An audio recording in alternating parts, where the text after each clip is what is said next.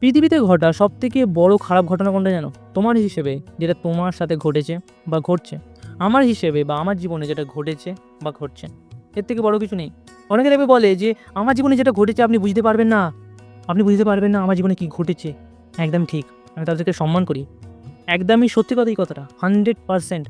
তার কারণ আপনার জীবনে যে ঘটনাটা ঘটেছে, যেই সময়ে ঘটেছে, যেইভাবে ঘটেছে, যেই অবস্থায় ঘটেছে বা যা ঘটেছে, সেটাকে আপনি নিজের সামনাসামনি বা আপনার নিজের জীবনে ঘটার কারণে আপনি সেটাকে পরক্ষণ করেছেন, আপনি সেটার সম্মুখীন হয়েছেন, আপনার সেটা অভিজ্ঞতা হয়েছে, আপনার সেটা অনুভূতি হয়েছে এবং সেইখানেই যখন আপনি জিনিসটা বুঝতে পারেন যে, আমার জীবনের সাথে অন্যের জীবনের তুলনা করে কোনো লাভই নেই। কিন্তু আমি একটা জিনিস পারি যে আমার জীবনে যে অভিজ্ঞতাটা ঘটেছে বা যে অনুভূতিটা আমি পেয়েছি, যে ঘটনাটা আমি চাই না ঘটুক কারোর জীবনের সাথে, আমার প্রিয় ব্যক্তির সাথে বা এই সোশ্যাল মিডিয়ার যুগে অন্য কারোর সাথে।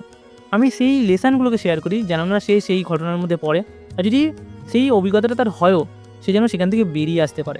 লেসন বা স্টেপ বা প্রসেস এবং সেটার জন্য সবথেকে বড় জিনিস হলো যে সেটাকে ভিডিও করা বা সেটাকে লিখে ব্লগ টাইপেতে, ফেসবুকেতে বা ইউটিউবেতে কোনো একটা ভিডিওর এরকমই ভিডিওর কমেন্টে লিখে পাঠানো।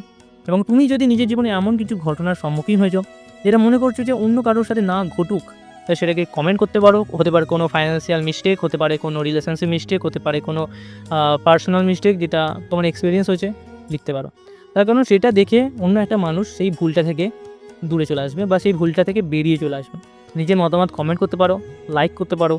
ইউটিউবেতে দেখলে সাবস্ক্রাইব করতে পারো, ফেসবুক আর ইনস্টাগ্রামেতে দেখলে ফলো করতে পারো আর নিজের বন্ধুর সাথে ভিডিওটাকে নিশ্চয়ই শেয়ার করতে পারো। ধন্যবাদ।